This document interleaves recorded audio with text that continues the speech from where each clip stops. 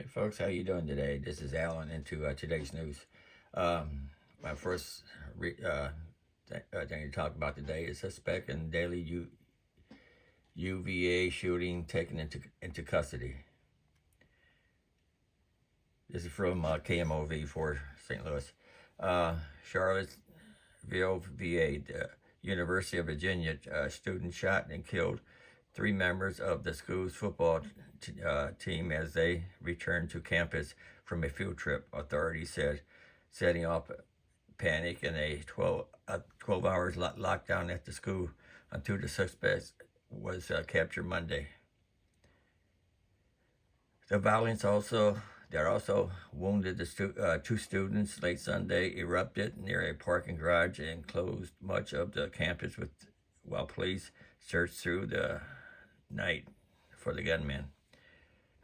Officials got word during a mid-morning news briefing that a suspect, 22-year-old Christopher Darnell Jones Jr., had been arrested.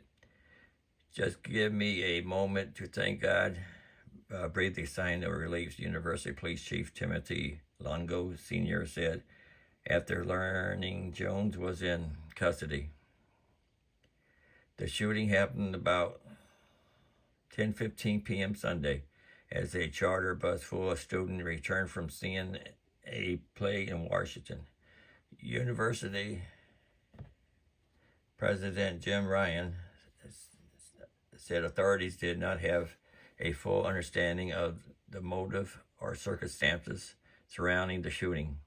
The entire university community is grieving this morning. A visible strain, Ryan said. My heart is broken for the victims and their families, and for those who knew them and loved them.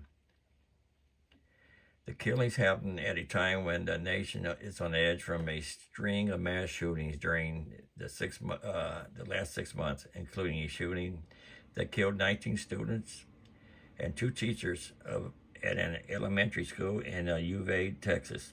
A shooting at a 4th of July parade in a Chicago suburb that killed 7 and wounded more than 30. And a shooting at a supermarket in Buffalo, New York that killed 10 people and wounded 3. These are their 3 victims. Students who were told to shelter in place as police searched for the gunman described terrifying hours as they hid in closets, dorm rooms, school libraries, and apartments. They listened to police scanners and tried to remember everything they were taught as children during active shooter drills. Shannon Lake, a 3rd-year student from Cortez, Virginia, ended up spending 12 hours with friends in a lab room, much of the time in a storage closet. She thought a lot about the 2010 Sandy Hook Elementary School shooting that left 20 children and 6 educators dead. It just kind of brought all those feelings back again and reminded us that this is still an ongoing issue in our country, which is really sad, Lake said. Elizabeth Paul, a student from Northern Virginia, was working at a computer in the library when she got a call from her mom, who had received word about the shooting. When the computer she was using lit up with a warning about an active shooter, Paul said she initially brushed off thinking the report was probably something minor. I think it said, run, hide, fight, she said. Paul said she stayed huddled with several others in the library for about 12 hours. She spent most of the night on the phone with her mom, not even talking to her the whole time necessary, but she wanted the line to be on so that if I needed something, she was there, she said. Anyway, it goes on and on. We're having too many school shootings and store shootings and stuff like that. Gotta stop, people. Gotta stop. Okay, here's one here from Washington Examiner. Xi Jinping gave chilling warning to Biden about red line in Taiwan, state media claims. Chinese President Xi Jinping warned President Joe Biden that Taiwan is a red line and that the United States must not cross as the two work to elevate China-U.S. relations. Xi gave Biden this boundary after over 3 hours of talks with their first in-person meeting since Biden took office, per China state media agency. The Taiwan question is at the very core of China's core interests, the bedrock of the foundation of China's U.S. relation, and the first red line that must not be crossed in China-U.S. relation, Xi Jinping reportedly told Biden. Xi Jinping, who was reelected to the presidency for an unprecedented third 5-year term, spoke of Taiwan as Chinese Taiwan. We will continue to strive for peaceful reunification with the greatest sincerity and the utmost efforts, but we will never promise to renounce the use of force, Xi Jinping said of Taiwan.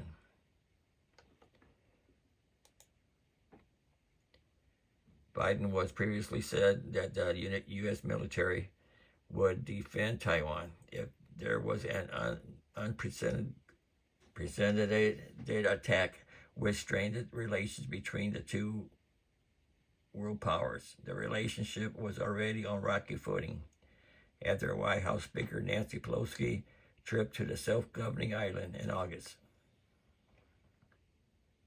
Oh, that's all I'll read on that one. Okay, this is from MSNBC. The most important agenda that the Democrats are not talking about.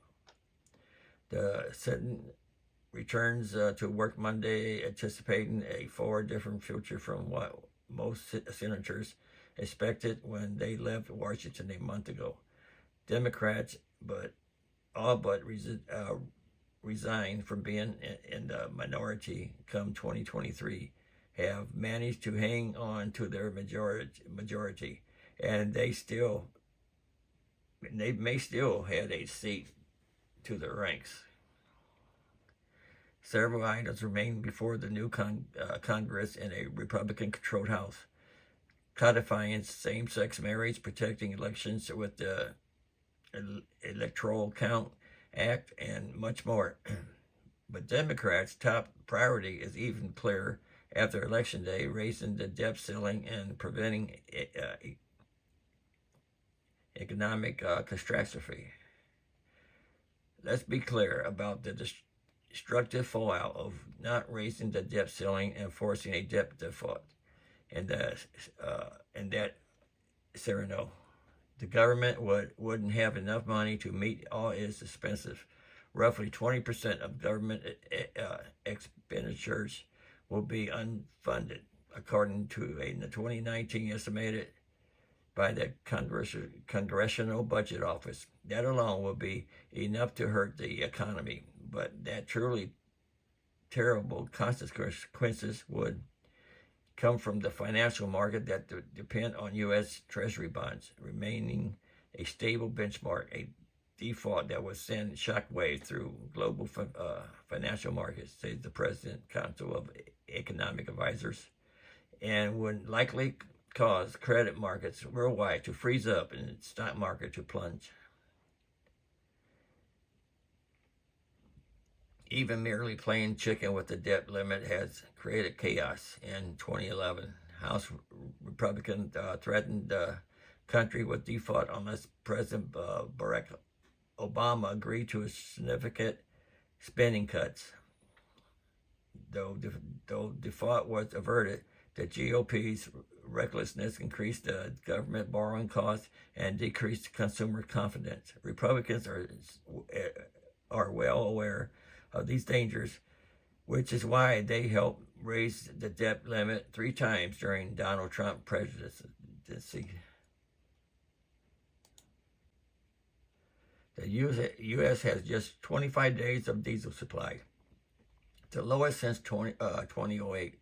Here's what's more alarming than a dwindling oil piggy bank.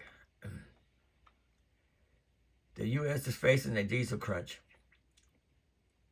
just as demand is surging ahead of winter, with only 25 days of supply left, according to the Energy Information Administration. National Economic Council Director Brian Dees told Bloomberg TV that diesel inventories are unacceptable low, and all options are on the table to bolster supply and reduce prices.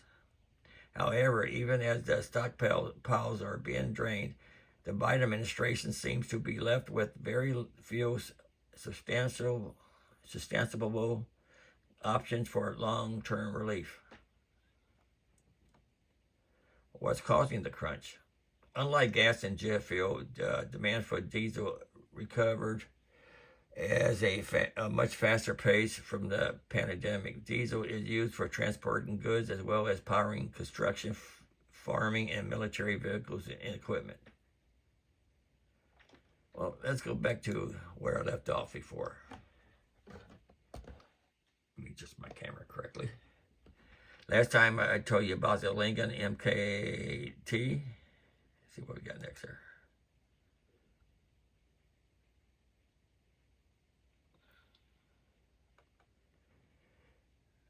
This is Mitsubishi I Am IV. The small and oddly shaped 4-door I don't know how you say that, is an all-electric car that's rated for an equivalent of a meek 66 horsepower with an EPA estimated operating range of just 62 miles on a charge or less, depending on vehicle speed, ambient temperature, and use of accessories. Mitsubishi has released 2015 models information as of this writing by the automaker, lowered the price by $6,000 last year, which makes it one of the most affordable EVs on the market. Unfortunately, it not only receives a rock-bottom rating for residential value from ALG Consumer Reports, gives it one of the publication lowest overall performance score. What I have a question for, I don't know much about these EVs, but in the winter, with the cold air, especially if you're further up north, batteries won't hold a charge long. Do they have any kind of heaters in them or anything? I don't know. Okay, what we got here? Nissan Armada. That's number 9. Nissan's large and lumbering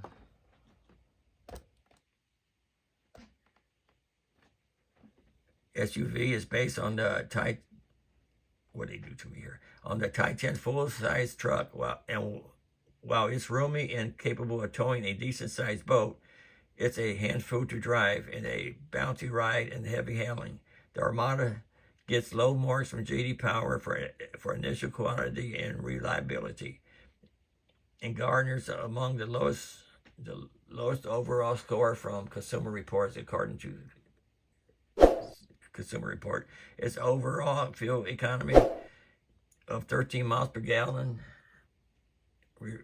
reliability is poor, and ownership costs are the worst in the category. Nissan redesigned its full-size Armada SUV with a svelte new shape, formerly underpinned by the same chassis as the Titan pickup truck. It is now based on a model that's called the Patrol in Japan, which also served as the foundation of the Infiniti QX56 SUV. It sticks with the bona fide automatic transmission is included in both rear and four-wheel drive version. The Armada can seat 8 passengers and tow up to 8,500 pounds. Let's see what else we got here. Man, it keeps getting uglier and uglier. This is, I guess it's called a Scion IQ. The eccentric IQ is a micro-sized two-door hatchback with oddly aligned seating that's said to accommodate 3 adults and 1 small child, though it's best driven solo.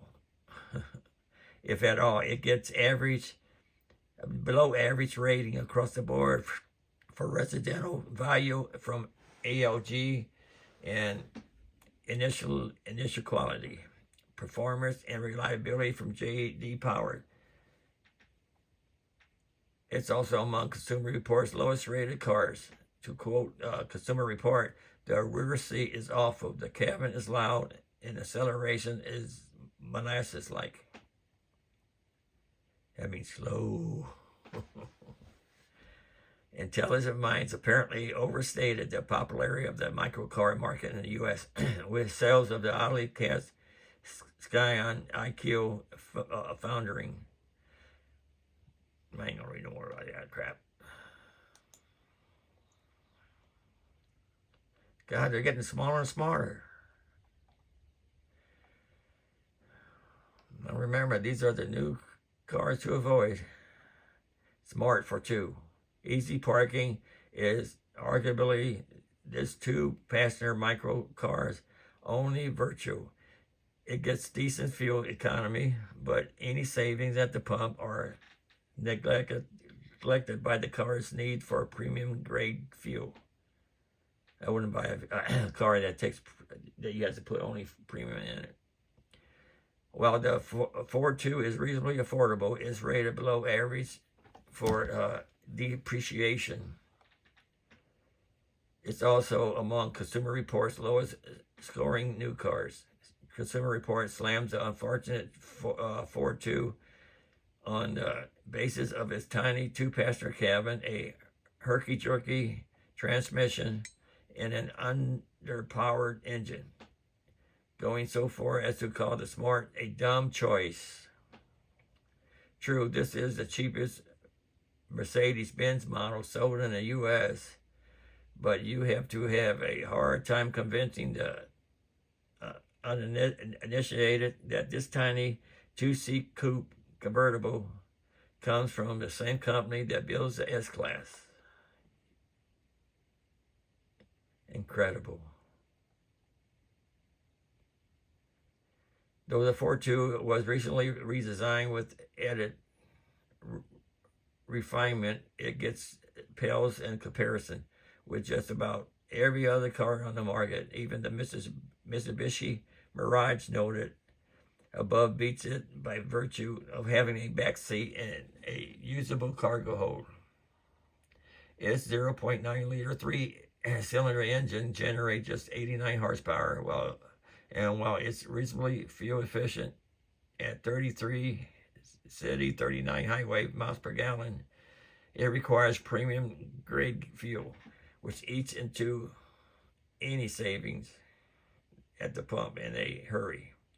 It already suffers poor resale value, which won't be helped by the fact that all versions of the full electric model will be discontinued in the U.S.